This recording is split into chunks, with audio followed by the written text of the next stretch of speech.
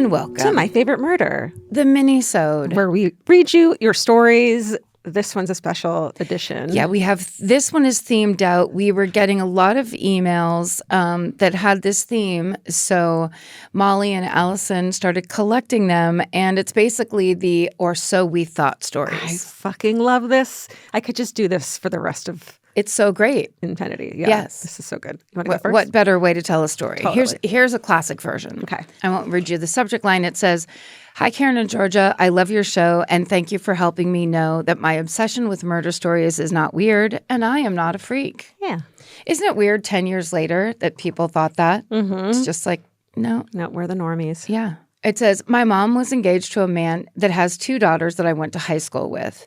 One daughter was engaged to her high school sweetheart, and he had the best family, or so we thought." Starting off fucking strong. I mean, love like, it. you just know exactly what we're talking about now. Something is wrong. And also, how often does this happen where everybody in town compares themselves to this perfect family, and then the other shoe drops? No, Okay. we've all watched Euphoria. We know what's going on. The boyfriend's name is Scott, and they called the parents the Cleavers. They would host block parties. The mom baked for everyone, and the dad was also a local police officer.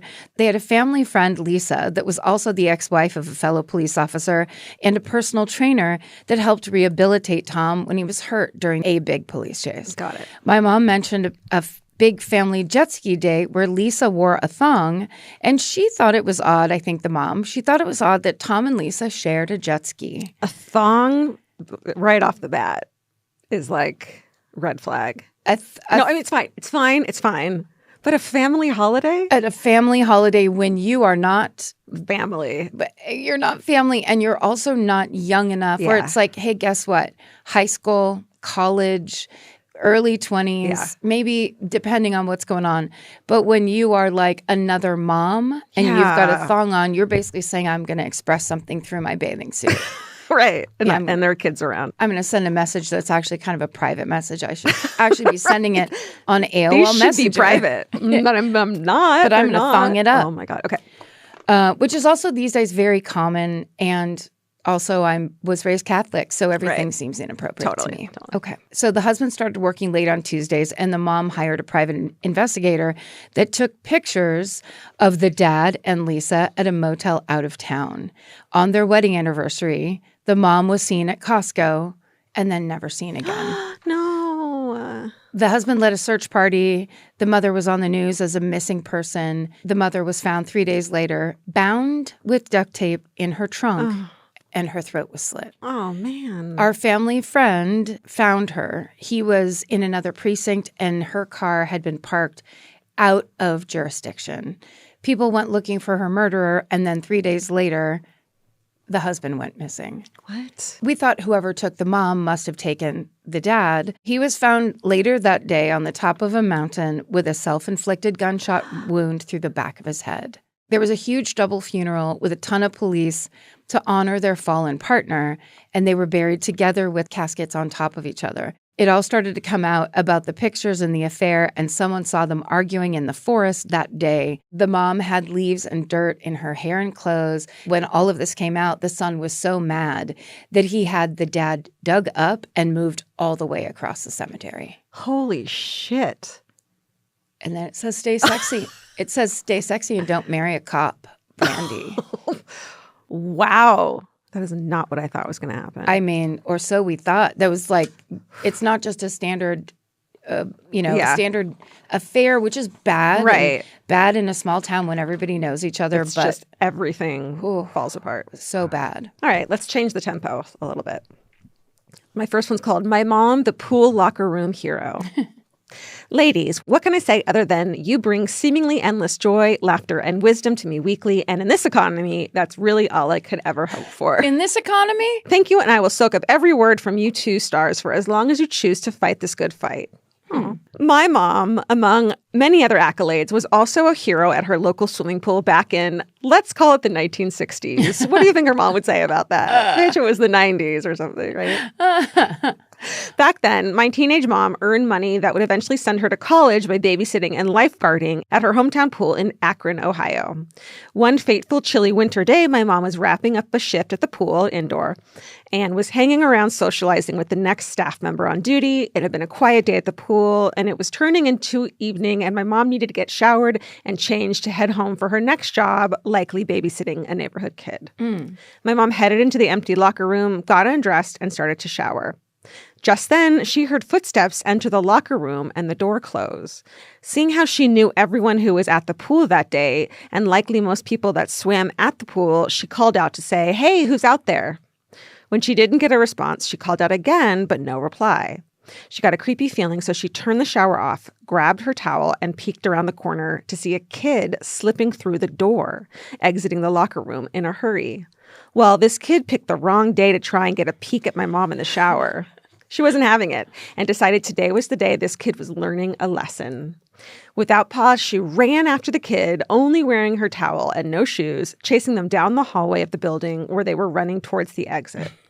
She caught up to them just as they were about to make it out the door. She had been yelling after the kid the whole time, and when she finally caught up to them, she grabbed the kid by their shoulders and spun them around. Just then, it became shockingly clear. There's the twist. Yes. This was not a kid. Nope.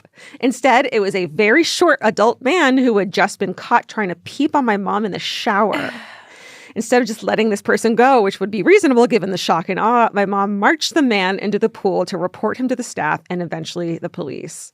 Turns out this was not the first time this offender had been snooping around the women's locker rooms area. My mom never heard about what came of this man, but hopefully this was the last day he had to be taught this particular lesson. Never mess with my mom because she's fast, bold, and isn't afraid to drag men through an auditorium while only wearing a towel. Admittedly, my mom said if she had known it was an adult man, she probably would not have chased them down. Fair, Mom. My mom used to tell me this story and many others during our many hours traveling to my youth sports practices and meets. She passed away in 2016 and never got to meet her grandson, my son, who was turning 7 this month. I tell my son age-appropriate stories of his grandmother as often as possible so he can be sure to pass along the badass lady power spirit that lives on in everyone who knew her or knew of her. Hooray for all those moms out there that keep the spirit alive and strong. SSDGM, Jay from Vermont. Jay from Vermont, our moms died the same year. Ooh. 2016. Wow, 7 years ago. It was a bad one. Isn't that weird? Yeah. I would have a 7-year-old child. So weird. What would they be like? It'd be a lot like this. Right. High maintenance. That was a good one. The idea of having to chase someone in a towel is so stressful and insane. And then that reveal of like, it's not a child. It's just a short man who can fight back. Ugh. Yeah. But what a creep. Yeah. Okay. This one is crazy. I'm not going to read you the subject line. It says, "Hello, my name is Malachi, Mal for short, and I'm a trans dude who grew up primarily in Wyoming. However, due to a series of horrible and traumatic life events, who doesn't have those, my mother flipped her shit and convinced my father that we needed to move to rural Indiana in a camper on my Mennonite uncle and aunt's farmland. 2 days after settling in, we noticed that police officers were constantly driving up and down our small one-lane county road. Of course, we asked my aunt and uncle what the hell had happened. Usually rural Indiana communities full of the Amish and Mennonites aren't chock full of criminals. Or so we thought." There it is. Oh, I love it. According to my aunt, there was an Amish-run meth house just up the road, and it had exploded. What? The Amish fucking grow meth? Grow meth. You can't grow meth. No, you can't. They naturally grew it. Right. They have the old recipe from back in the day. And then they raised the barn style, built a house. Holy a meth house shit. in one day.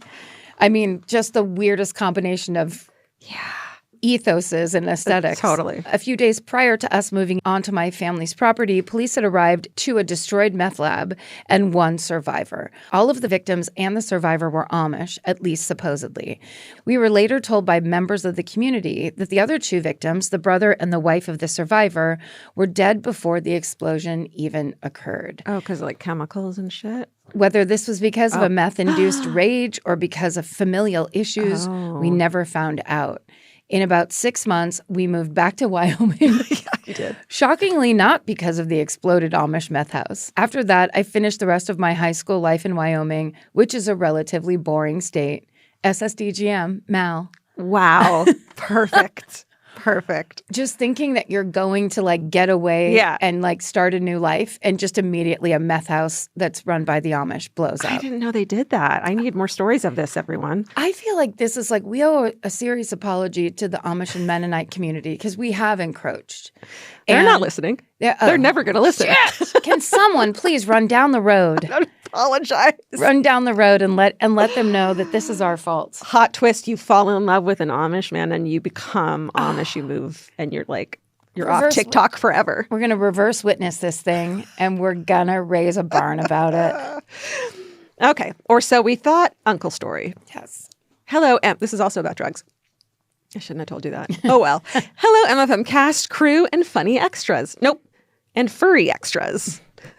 Funny, furry. Mm-hmm. Longtime listener, something time writer. Recently you asked for Or So We Thought stories, and boy, do I have the perfect one. Let's get into it. I'll set the scene. When my mom was little, her parents bought a riverside cabin in a rural part of the state.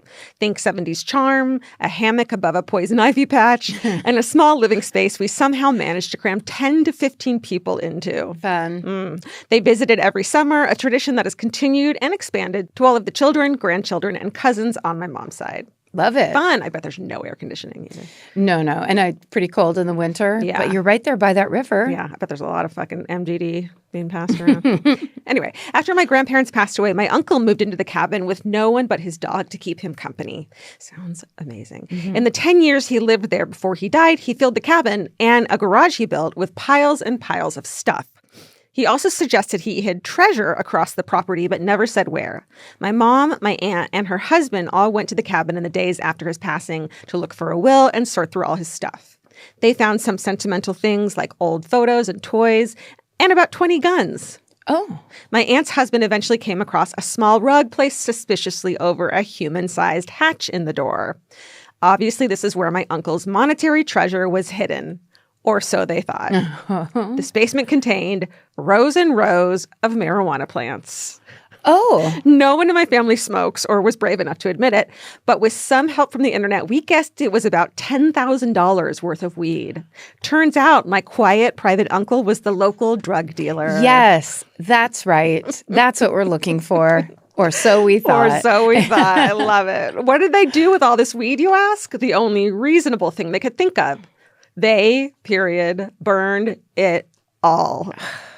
We were sent a photo of the massive fire and told it was a memorial for my uncle before we found out the truth a few days later. I know my uncle had a good laugh watching his goody two-shoes sisters get high, possibly for the first time, off of his supply. Yeah, don't stand too close. A bonfire of weed. Oh, all the teenagers were like weeping in that town that day. Just like, what a waste. Yeah. In the years since his passing, my mom has emphasized to her children how important it is for you to stay close to the people that mean the most to you. She, my aunt, and my uncle called each other almost every day to say hi and check in on one another. So whether it's your siblings, your parents, a family member, a friend, or anyone else, keep them close and let them know you love them. You never know when a phone call or text may be your last. Stay sexy and maybe don't burn your uncle's entire weed supply, at least not at once. See, she, her. I thought that was going to be keep them close because they might have a nice dime bag on them. Totally. Just to make Christmas a little more relaxing. Where was the cash hidden, though? Because it's where there's $10,000 worth of weed, there's cash that you can't put in a bank. Yeah. You better start pulling the boards off that like loft in the second floor or something. Absolutely. Treasure. I'm not going to read the subject line of this. It says, Dear Karen in Georgia, is it normal for your heart to race when typing an email to your favorite people who you also consider to be your one-way besties? Just say yes. I'm an elementary teacher in a small town in Texas. We were just there. Yeah. I first discovered your podcast during the pandemic, during which I would get my own kids started on their distance learning, a phrase that still triggers my gag reflex, getting my fifth graders started on their daily lessons, which consisted of a lot of what's the login, and then going for a long walk around my neighborhood, the only thing that truly kept me from going insane. Your voices grounded me during the most anxious time in my life, and to this day, I turn to your podcast whenever I feel stressed or anxious, which is, let's be real, always. That's so nice. Yeah. Well, I have a handful of hometowns I could share. And then in parentheses, it says serial killer Jason Massey, unsolved brutal murder cold case of Missy Beavers. Have you heard of that one? But I thought I'd opt for something lighter and tell you one of the many stories I've collected from teaching elementary school for 16 years. Okay. It was a typical Friday in 5th grade, or so we thought. It's fun to deliver that dramatically, it's so too. Good. Where's it going to be? We'd just started our cozy morning reading time. The lights were dim, soft instrumental music was playing, and the class was scattered around the room with books in hand, curled up like little library cats on beanbags and rugs. That sounds so amazing. So cute. Enter Emily, name changed on the off chance that this child's mother is a murderino. Sweet, quiet Emily, always prepared, always early, always suspiciously lumpy this morning. I didn't think much of it until mid-read aloud, a scream erupted from the carpet. Then chaos. Children were flinging themselves off the floor like a real-life version of The Floor is Lava. One kid shouted, "Is that a rat?" Oh, my God. While another tried to climb onto a bookshelf like it was the Titanic and the classroom's rug was sinking. That's when I saw it. A tiny, mostly hairless blur hissing between the copies of Tales of a Fourth Grade Nothing and Because of Winn-Dixie. Surely this was some toy gone wrong, right? Wrong. It was a baby possum. Yes, I know the proper name is opossum, but Texas. Not here. Not in California. A real live baby possum in my classroom. Oh, my God, Emily. Emily stood up calmly, far too calmly, and said, "Don't call my mom. Oh, my God. I found him on the way to school, and I didn't want him to be lonely, so I put him in my pocket." Oh, okay, maybe I'll have one kid. That's when I hear these fucking stories. Just one. Can I just give a little counter? Yes. Those animals are covered in lice. You're right. And bugs and things. Yes. Okay. It says, and then it just says her, period, pocket. Period. Apparently, this poor thing had been peacefully snoozing in her hoodie pocket for hours until a dramatic plot twist in Because of Winn-Dixie startled him awake and straight into flight mode. The next 10 minutes were a blur of possum wrangling, controlled screaming, and me Googling, "Do you need a rabies shot if you handle a wild possum?" While on hold with the school nurse, just in case, I told myself. The chase ended up dramatically when another student scooped it up into his shoe, yes, you read that right, and started jumping up and down like he just won the Super Bowl. The possum was eventually safely returned to the wild after a short stay in the counselor's office, and the classroom sort of recovered. Stay sexy and check your students' pockets for wildlife, Jay. Oh, my God. Like the best day of those kids' lives. How exciting. It's so good, and it's so like life in the classroom, right? This is just kind of what teachers have to deal with. Well, there's a PS that's other stuff teachers have to deal with. Okay. P.S. I'm switching grade levels this year and will be a 4th grade reading and social studies teacher at a Title I school in Texas. My classroom is my mission field. I strive to create lasting memories, build strong relationships, and give my students experiences that they might not otherwise have. As we all know, public school funding continues to be cut, and the burden for creating these experiences falls on teachers who barely make enough to make ends meet as it is. I've put together an Amazon wish list to help bring learning to life for my kids. If you're willing to take a look or share, I'd be so grateful. So we'll share this on our Instagram. And then it says, "Thank you for inspiring so many, including me." So we will put Jay's wish list up. And then this is just stuff that all teachers are going through right now because they're trying to put – my sister had to go into her classroom this year and she's like, "I'm starting over from scratch. Like, I have no teacher's assistant. I have to go in there and make this room – great for little kids who have never gone to school before because she's a kindergarten teacher." How about we put it on socials and then teachers can add their teacher wish list links as well. Love it. Yeah. Yeah. So if you have a little extra to give, we can do that. Amazing. Yeah. Wish we were ending on that, but we're not. We got to keep going. We're ending on cat burglars. Okay, perfect. Okay. Fam, I present to you my mother and I's finest moment. I grew up in a household that always had cats and dogs, and in my adulthood, I carried on this tradition. I acquired 2 cats and 1 dog in my early 20s. Both of my cats were strictly indoors. I loved them, but I was not sure either of those ding-dongs could have survived the wild suburban area that I called home. One morning, I woke up to feed the pack and noticed my little black cat, Cleopatra, or Clo-Clo, was nowhere to be found.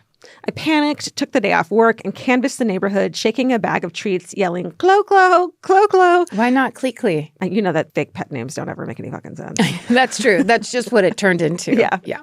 I am sure the neighbors got an eyeful. The days went by and Cleopatra still had not turned up. I put up signs and set up a raccoon trap on my front porch, hoping to catch her if she came back. The trap did not catch her, but I think it caught every other damn cat in the entire neighborhood along with one actual raccoon. My mom would come over some evenings and help me canvass the neighborhood, shaking that damn bag of treats. Now, this is the part of the story I need to remind you that Cleopatra is a black cat. I would also like to enter my first defense here and say that most black cats look very much alike. One early evening, as my mother and I walked down a street very close to my home, we spotted her. Or so we thought. Since she had been gone for so long, we were not about to let her get away. We slowly started approaching the cat. The cat sees us moving towards it and bolts, and we run after it. We chase this cat as it runs toward a home that was just around the corner from my own house, and we see the cat enter through a side doggy door. We thought that Cleopatra must have been surviving all this time by taking shelter in this home that she just ran into. How clever she is. We knocked on the front door. No one answered. No cars in the driveway. We sneak around the side of the home and peek into the windows. Maybe sign number one that we should have just chilled. And see Clo-Clo sitting in the laundry room up on a counter. I'm not sure who had the bright idea of trying the back door knob, but one of us tried it and it was open. Oh. I am also not sure which criminal mastermind schemed the next steps of our plan, but it was decided that I would enter the home, grab the cat, and then book it back to my house. Ugh. We entered this home, grabbing this cat, and hightailed it, no pun intended, back to my house. I ran into my home and dropped this poor cat, thinking, oh, how relieved Cleopatra will be to be home. And this cat just starts flipping out, running around, looking for an exit, flying up and down the furniture. I think it was at this point we realized, shit, this is not my cat. We fucking stole, with the best of intentions, my neighbor's cat, all caps, right out of their damn home. Out through the back door. You, burglared. Yes. You burglared that cat. Okay, phase two. The cat calmed down a little bit, and I was able to pick the cat back up, and we put our genius plan into reverse. We bolted back to my neighbors and shoved that cat back into its doggy door from which it came.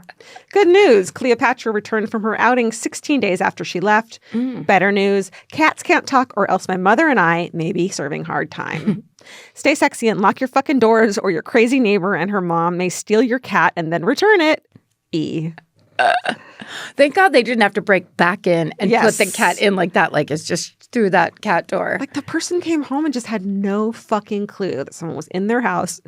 The cat was just like, you were not going to believe what happened to me, but I can't tell you. The cat's like, "Rah." This is so fucking weird. Yeah. Also, there's just like you walk in, there's just like a weird smell. Yes. Just like someone was in here. Yeah. Crazy. So creepy. Keep sending us your Or So I Thought twist stories, and we can include them in the regular hometowns. I fucking love them so much. They're so good. Have you ever been misled or had misconstrued a situation that then it led to some wonderful storytelling? Right. Let us know. Please let us know at myfavoritemurder@gmail.com. And stay sexy. And don't get murdered. Goodbye.